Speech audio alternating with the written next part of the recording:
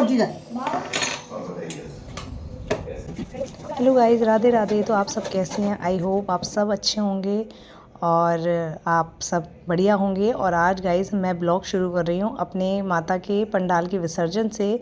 और क्योंकि ये सबसे ज़रूरी काम है, माता इतने दिन से हैं आई हुई हैं और अब तो नौमी वगैरह सब समाप्त हो गई है। तो मम्मी ने कहा बेटा माता जहाँ हैं उनको वहाँ अपनी जगह पे पहुँचाओ और बाकी जो पूरी आपकी रोज़ पूजा की अलमारी है उससे सेट करो। वैसे भी गाइज़ आपने हमारी पूजा की अलमारी देखी होगी, जो क्योंकि मैंने काफ़ी ब्लॉगों में उसके रिकॉर्डिंग्स हमेशा लगाई हैं। तो अभी तो मैं ये कर रही थी जिसमें मेरे यहाँ पूरी हेल्प जय और किट्टू कर रहे थे, पर मैंने सबसे पहले माता को सेफ जगह पे पहुँचाया। क्योंकि गाइस ना, आप थोड़ा हिल रहे होते हो, कहीं आपसे हाथ लग जाए या कुछ हो जाए और माता के कुछ हो, वो घबराहट होती है।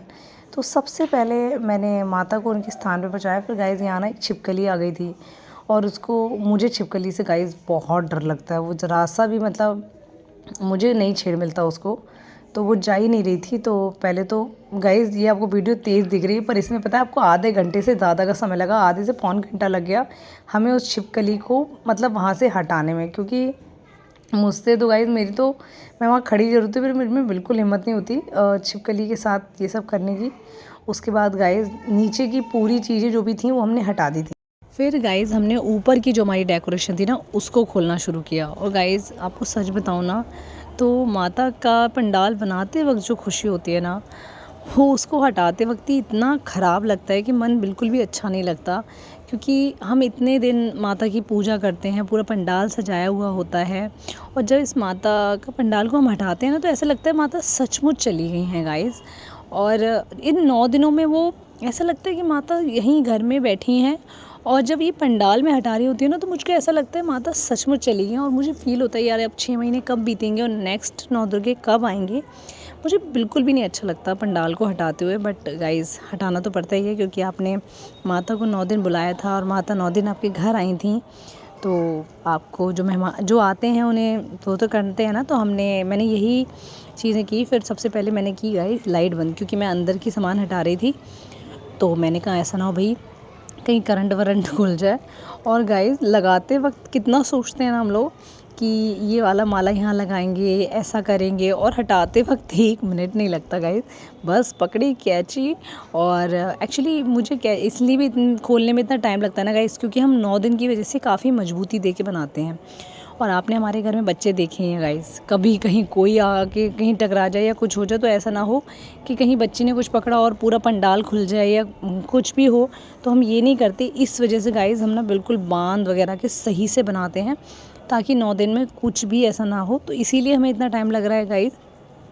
और गाइस ये वीडियो मैंने पूरी फास्ट करके बनाई है। और गाइस इस काम में हमें कम से कम 2 से ढाई घंटे लगे गाइस। हमने 3 बजे दोपहर में शुरू किया था, इस वक्त गाइस 5:30 बज चुके थे। और हम थोड़ा जल्दी इसलिए कर रहे थे क्योंकि 6 बजे वाली शाम को घर में आरती होनी है और वो आरती टाइम पर ही होती है। और अगर हम लेट हो जाते तो फिर वो आरती लेट हो जाती।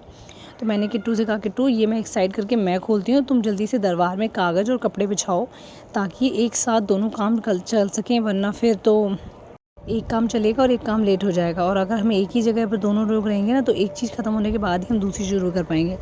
तो फिर किट्टू ने यही काम करना शुरू करा, उसने जल्दी से अलमारी अपनी लगाई। और गाइस मुझे लगता है हम सबको अपने घर में ना बच्चों को शुरुआत से ही इन सब चीज़ों में लगाना चाहिए। क्योंकि बच्चे जब इन सब चीज़ों में जानते हैं ना तो रिचुअल्स, हमारे पूजा पाठ, इन सबको समझते हैं। और भाई नो डाउटली किट्टू मेरे साथ पूरे टाइम लगी रहती है। और आज दीदी के बच्चे भी घर पे आए हुए थे तो वो दोनों खेल रहे थे इधर आकर। और गाइस मैं इतनी जल्दी बिजी थी काम में, ये तो मैंने स्पीड बहुत तेज़ कर दी क्योंकि वरना तो गाइस 2 ढाई घंटे की वीडियो थोड़ी ना आपको दिखाएंगे।